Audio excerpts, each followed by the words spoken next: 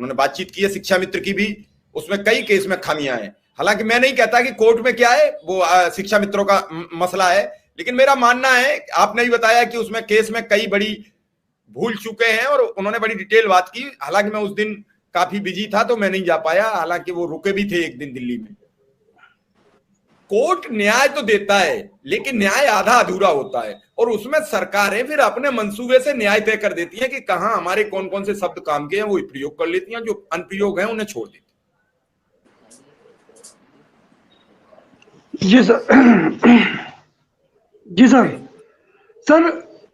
आज भी 2 शिक्षा मित्रों की हृदयघात से मृत्यु हुई है, और एक की तो विद्यालय में ही हुई है और एक की आज रात को लगभग 3 बजे के आसपास हुई है।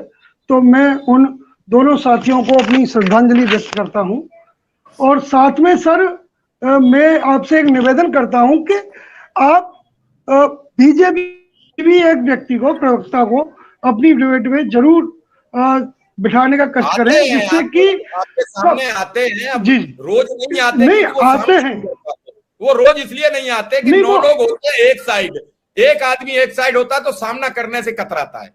हमें बड़े खुले शब्दों में कह रहा हूं कि वो सामना करने से कतराते हैं। जब 9 आदमी सवार हो जाते हैं तो फिर वो जवाब क्या देंगे वो भी जानते हैं। और कई लोग प्रवक्ता स्वीकार करके गए कि भाई आप बिल्कुल अपनी जगह सही हो, आपके सामने स्वीकार करके गए। ये मैं नहीं कहता हूं बनावटी बात जी। तो सर हम बस इतना कहना चाहते हैं कि हम लगभग 45 से 50 की उम्र के बीच के हैं, और अब लगभग यदि हम 62 वर्ष तक भी नौकरी करेंगे तो ज्यादा से ज्यादा 15 से 20 वर्ष, इससे ज्यादा कोई भी शिक्षा मित्र नौकरी नहीं करेगा। तो जब हम उम्र के आखिरी पड़ाव पर बढ़ रहे हैं और हमारे 1-2 साथी 3 साथी रोजाना हमें छोड़कर जा रहे हैं, तो सरकार इतनी निष्ठुर कैसे हो सकती है, हम ये नहीं समझ पा रहे हैं।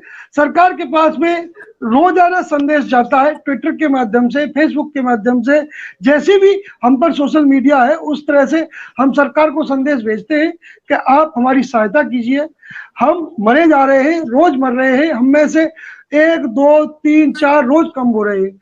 यदि सरकार, हमारे लगभग 8000 शिक्षा मित्र मर चुके हैं, यदि उन शिक्षा मित्रों का मानदेय भी हम सब में डिस्ट्रीब्यूट कर दे तो शायद हो सकता है कि हमें कुछ राहत मिलेगी।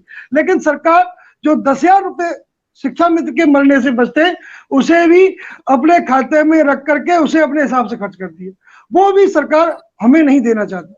तो आखिर सरकार, हम ऐसी क्या गलती कर रहे हैं, ऐसी हम क्या गलती कर रहे हैं? जी, आपसे पूछ लेता हूं सिंह साहब, आज फिर इनके 2 साथी इस दुनिया से विदा हो गए, और जब कोई भी संसार को छोड़ के जाता है तो उसका पूरा परिवार टूट जाता है। उसके रिश्तेदार, सिंह साहब से मेरा संपर्क टूट गया है।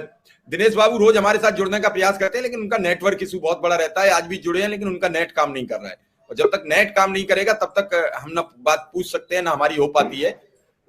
कभी भी कहीं से भी जुड़े कोई भी साथी तो उसका नेट बिल्कुल। तो सिंह साहब, ऐसे में जो हृदय विदारक मामला बन जाता है, एक मान सुनने वाला भी दुखी हो जाता है।